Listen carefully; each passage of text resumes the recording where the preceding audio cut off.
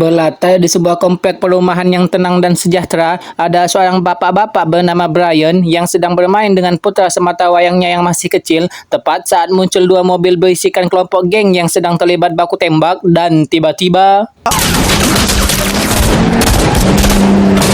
Ya, putranya tewas tertembak peluru nyasar di mana Brian yang tak terima pun mencoba melakukan pengejaran untuk meminta pertanggungjawaban kepada kelompok gangster tersebut.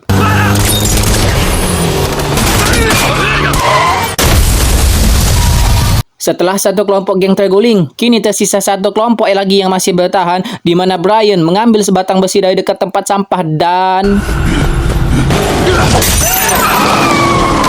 Ya, Brian justru malah harus berhadapan langsung dengan sang ketua gangster bernama Gonzales yang turun dari mobilnya membawa sebuah pistol. Alih-alih meminta pertanggungjawaban atas kematian putranya, Brian justru harus menerima rasa sakit ketika Gonzales melepaskan tembakan tepat mengenai bagian tenggorokannya.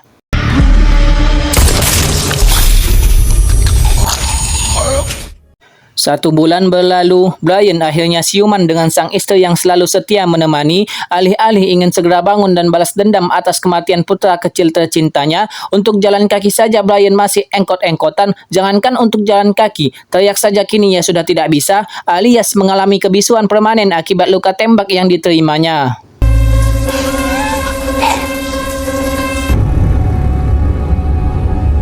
Beberapa hari kemudian, Brian akhirnya diizinkan pulang. Yang selama dalam perjalanan menuju ke rumah, Brian melihat semua orang di jalanan seperti musuh yang harus dibunuh, dilenyapkan, dan bertanggung jawab atas apa yang telah menimpa putranya yang tak berdosa.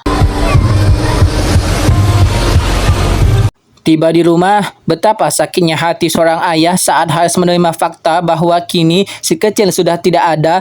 Yang biasanya diisi dengan bermain, kini sudah tidak bisa lagi, sehingga Brian teramat sangat emosi dan masih belum menerima kepergian putra kecil tercintanya.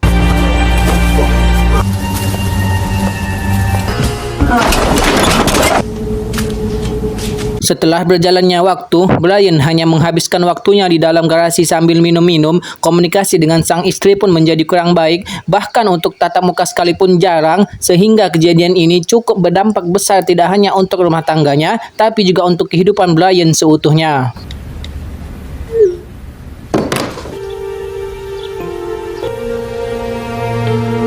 Saat sedang duduk di halaman rumah itulah, Brian lagi-lagi harus terbayang di mana saat putranya tertembak, yang nampaknya rasa sakit itu tidak akan pernah hilang, sehingga daripada dirinya hanya berdiam diri tak melakukan apa-apa, Brian yang sudah tidak peduli dengan nyawanya sendiri pun nekat untuk membalas dendam, dimulai pergi ke kantor polisi untuk mencari tahu wajah para pelaku.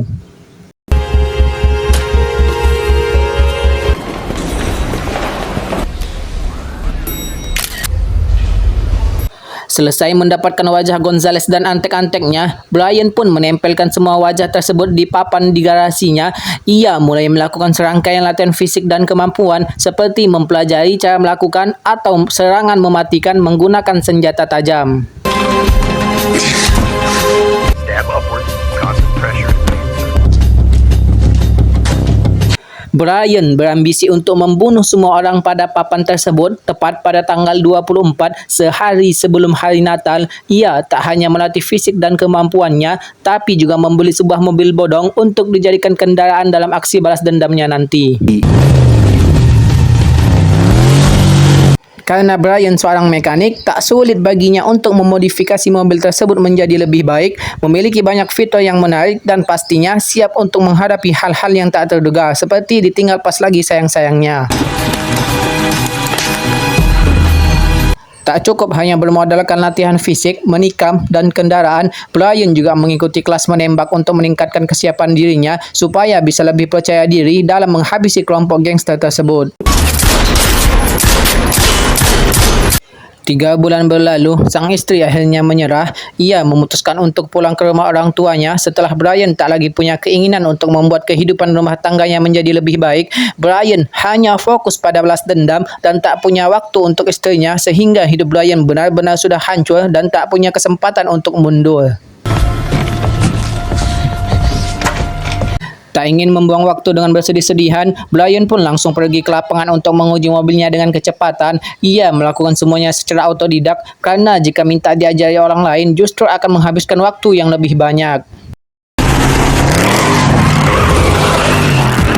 Untuk memastikan kembali targetnya, Brian pun mengamati Gonzales dari kejauhan dan mendapati beberapa orang penting yang dijadikan orang kepercayaannya, sehingga itu mempermudah Brian untuk menentukan target pertamanya.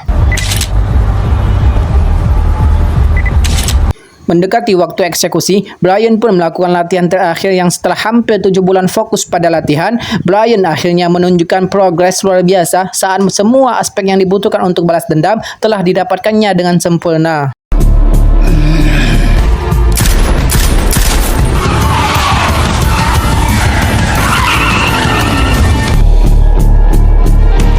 Suatu saat, Brian memutuskan untuk belanja di lingkungan tempat tinggal Gonzales dan para gangster berada, yang pada saat dia akan keluar pintu, ada seorang anak kecil yang mengingatkannya pada putranya, di mana Brian tanpa sadar memeluknya dengan kuat, saking rindu dan belum menerima atas kehilangan putra tercintanya.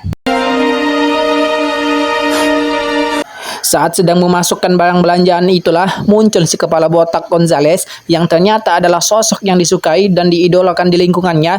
Terlihat dengan jelas mata Brian yang dipenuhi dengan dendam dan ingin rasanya menikam dia sekarang, yang ketika dia akan melakukannya, tiba-tiba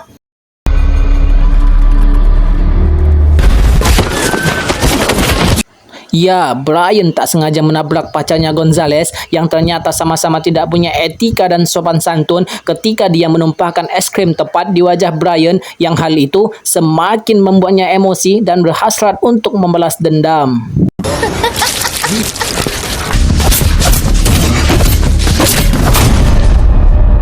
Satu hari menjelang eksekusi, Brian mulai melancarkan aksinya dengan mendatangi tempat tinggal salah satu orang kepercayaannya yang bernama Carlos, di mana Brian yang tak punya pengalaman di dunia kriminal pun nekat membobol rumah Carlos dan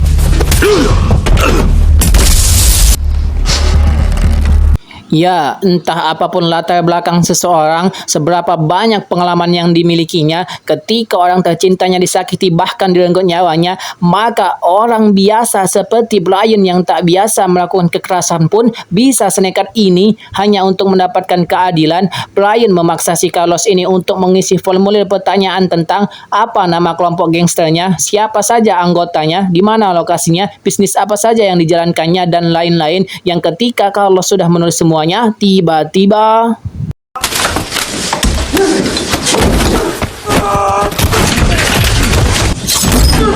ya, sempat terjadi perkelahian sengit. Brian yang punya tekad jauh lebih kuat pun berhasil memenangkan perkelahian dan membawa si Carlos tepat ke depan pintu rumah seorang detektif kepolisian, lengkap dengan sepucuk surat berisi semua pengakuan plus keterangan dari si Carlos itu sendiri.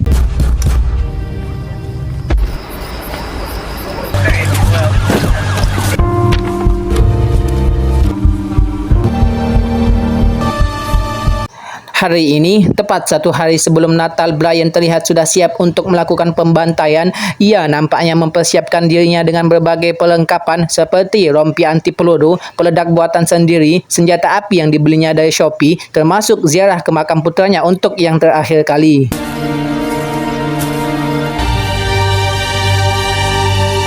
Singkat cerita, tibalah Brian di lingkungan tempat tinggalnya Gonzales dan kelompok gangsternya, di mana ia secara kebetulan melihat 2 gangster sedang memalak dan menyakiti pasangan pejalan kaki, yang tepat saat keduanya selesai beraksi, Brian pun langsung putar arah dan menjepit mereka berdua ke dinding rumah.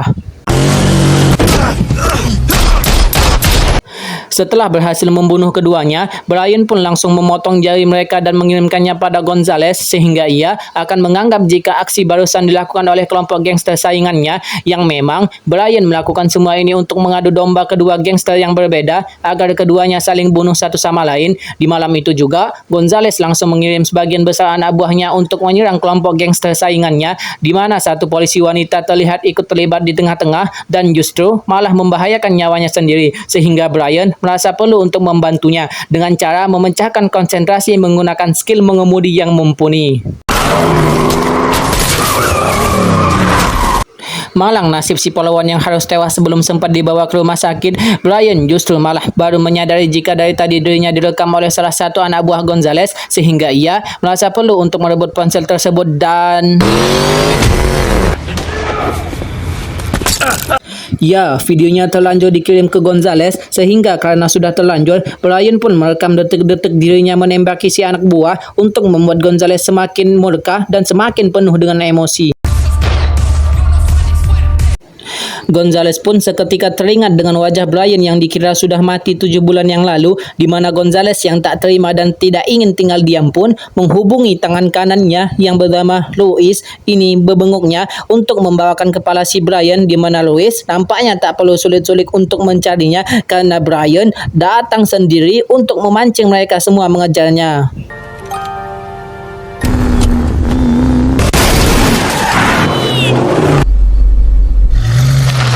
Brian yang tak sengaja menemui jalan buntu tepat saat ada 3 anggota gangster baru saja melakukan transaksi, dikira akan takut dan mundur. Brian yang sudah tak peduli pada nyawa sendiri pun nekat gas terus tanpa mempedulikan 3 gangster tersebut.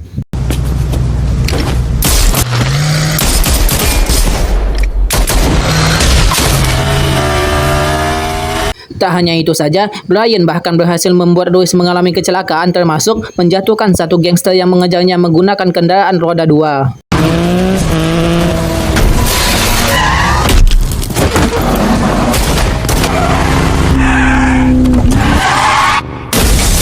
Tepat di saat bersamaan, si detektif yang mendapatkan petunjuk tentang alamat para gangster pun memutuskan untuk beraksi sendirian tanpa bantuan timnya, di mana Brian sendiri terlihat sedang istirahat tepat saat Gonzales mengirim pesan grup di ponsel milik salah satu anak buahnya, yang intinya pasukan yang tersisa diminta untuk berkumpul di markas, sehingga Brian memanfaatkan kesempatan tersebut untuk menghabisi mereka semua sekaligus.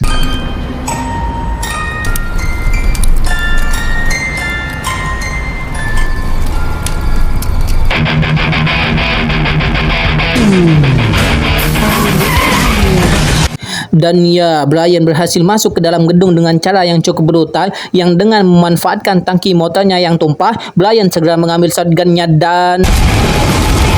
Tepat saat Gonzales dan pacarnya sedang berdansa sambil menikmati efek narkoba, Brian sendiri berhasil menghabisi semua pasukan yang ada di bawah. Ia mau tidak mau harus naik ke anak tangga menuju lantai tempat Gonzales berada, dan itu bukanlah sesuatu yang mudah, sebab ia mungkin akan mati di perjalanan saat naik menghadapi puluhan anak buah bahkan belasan. Tapi Brian memang sudah tidak peduli dengan nyawanya sendiri. Mau hidup atau mati, setidaknya ia bisa menghabisi lebih banyak gangster yang sudah meresahkan banyak masyarakat.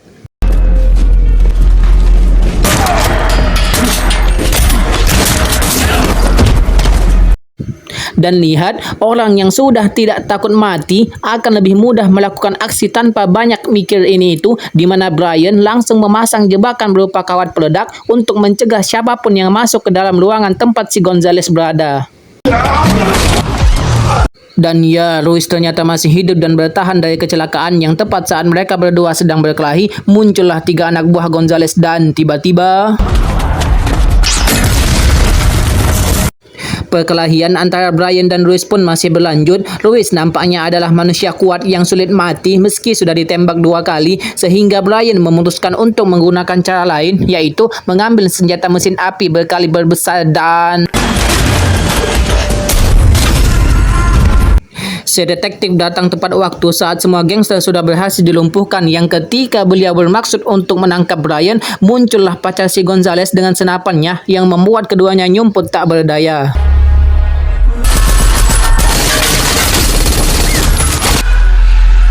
Dan ya, Brian berhasil muncul dari sisi kanan si gadis ini. Meski ia sangat-sangat ingin sekali menembaknya membalas dendam atas es krim yang kemarin ditumpahkannya, tapi Brian masih punya hati nurani dengan membiarkannya pergi saja. Tapi tiba-tiba... Ya, karena ngelunjak, Brian terpaksa membunuhnya, dan kini giliran si Gonzales satu-satunya target terakhir yang harus ia bunuh, yang sebagai ketua dari kelompok gangster. Ia nampaknya terlalu takut untuk muncul secara langsung, sehingga Brian harus menyusulnya sendiri dengan cara masuk ke ruangan pribadinya. Sial bagi Brian, ia pun harus berhadapan dengan posisi terdesak ketika Gonzales menodongkan pistol tepat di kepalanya, namun si detektif berhasil menembak bahunya dari belakang sehingga Brian bisa membalas dendam dengan cara perlahan dengan menggunakan cara lama, yaitu menggunakan metode dicekik sampai kehabisan nafas, dan itu sangat-sangat bisa dinikmati rasa sakit dan emosionalnya.